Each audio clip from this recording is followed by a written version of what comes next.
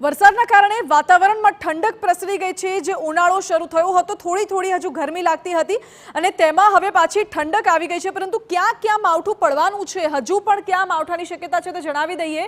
કાલે ક્યાં વરસાદ પડશે તો સુરેન્દ્રનગર, રાજકોટ, મોરબી, ભાવનગર, અમરેલી, દ્વારકા અને બોટાદમાં આવતીકાલે વરસાદ પડી શકે છે। એટલે કે 3જી માર્ચના આ આંકડા સાબરકાંઠા, બનાસકાંઠા, પાટણ, મહેસાણા, અરવલ્લીમાં પણ 3જી માર્ચે આવતીકાલે વરસાદ પડવાની સંભાવના છે।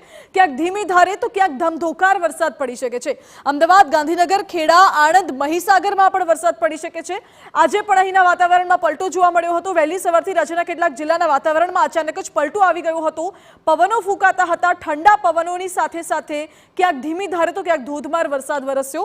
દાહોદ, વડોદરા, છોટાઉદેપુર, ભરૂચ અને નર્મદામાં પણ કમોસમી વરસાદ કહેર વરસાવી શકે છે, જ્યારે ઘઉં, ધાણા, જીરું સહિતના પાકને નુકસાન થવાની ભીતિ છે।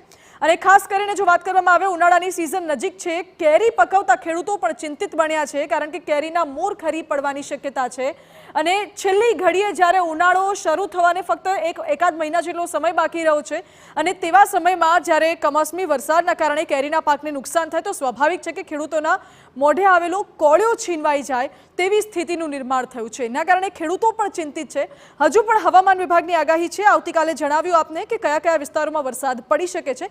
ખેડૂતોને પણ અપીલ છે કે બને તો પોતાની જણસને કે પોતાના પાકને શક્ય હોય એ રીતે બચાવી લેશો।